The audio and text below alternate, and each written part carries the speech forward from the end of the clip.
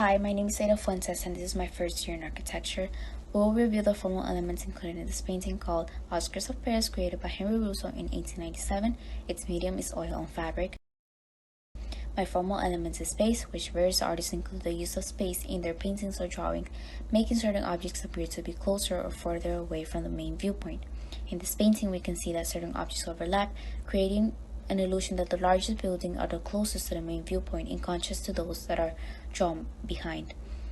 Also, the placement of each object creates the imagery that those objects that are placed higher within the plane of this painting will appear to be further away, also having less details than those that are closer.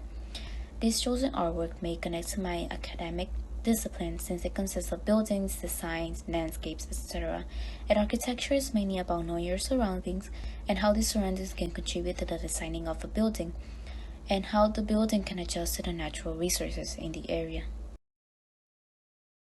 Hi, my name is Jaden Frederick, and this is my first year at FAU as a business major. Today I'll be talking about the element line in the painting Outskirts of Paris. The element line is important in many aspects of different arts, not only applying to paintings but also applying to real life. Line is the most basic visual element and can be used to define shapes, figures, motion, and emotions. In the oil on fabric artwork called Outskirts of Paris, line is used not only to direct where the eyes should go, but also to show the flow of the clouds, water, and tree movement in this painting. Line gives the overall emotion of this painting, forming the entire thing.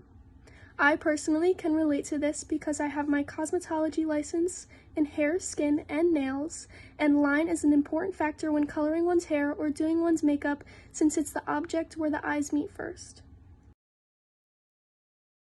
Hi, my name is Alexa Flynn. I'm 18 years old and I'm from Long Island, New York, and I'm in my first year studying business management.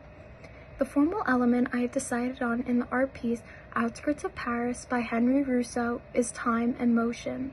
This element concerning time allows viewers to study and absorb the message that is being portrayed. On the topic of motion, it allows viewers to see the artwork in forms of a moving pattern, as well as the fading in and out of an image on the left and right. In this piece, viewers can see the time period of France in the late 19th and early 20th century. The way I perceive the motion of this piece is the fading in and out from the bottom to the top by the use of darker colors on the buildings and grass compared to the lighter blues of the sky and the white clouds. I can relate my formal element of time and motion to my future field of business management because it's all about thinking on decisions and absorbing them, as well as seeing the bigger picture and what the result of the decisions might be. Hello, I'm Sophia Furman, and I'm going to be talking about the formal elements found in Henry Rousseau's painting titled Outskirts of Paris. One of the formal elements of this piece is its color. The colors used are very naturalistic. They look like they could have been pulled from a photograph, and they give the viewer a sense that they're really present at the scene. They're these like sort of sunny daytime colors, and they match the scenery really nicely.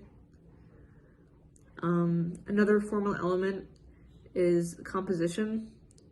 The composition is like horizontally oriented, so it looks like kind of a traditional Western landscape painting.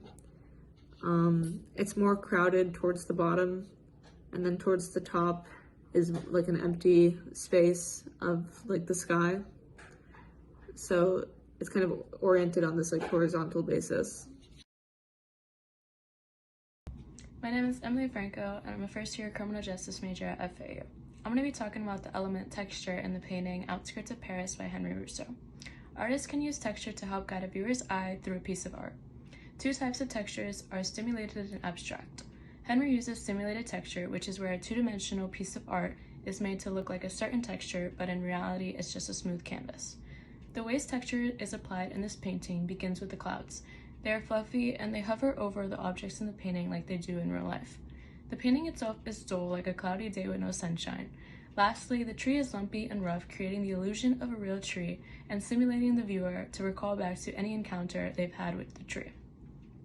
I can relate to this painting because I love to go to this park in my neighborhood, especially to clear my head because it's so easy to appreciate the textures and the views that it has to offer. This painting provoked a positive emotion in me because it reminds me of that park. Hi, my name is Liam Gearden. I'm a freshman biology major here at FAU. Today I'll be talking about the element form in the painting Outskirts of Paris by Henry Rousseau. Form can be either geometric, which is very precise, or organic, which is more natural and free-flowing. Form helps to create depth in three-dimensional objects through the use of light and shadows and the rendering of value and tone.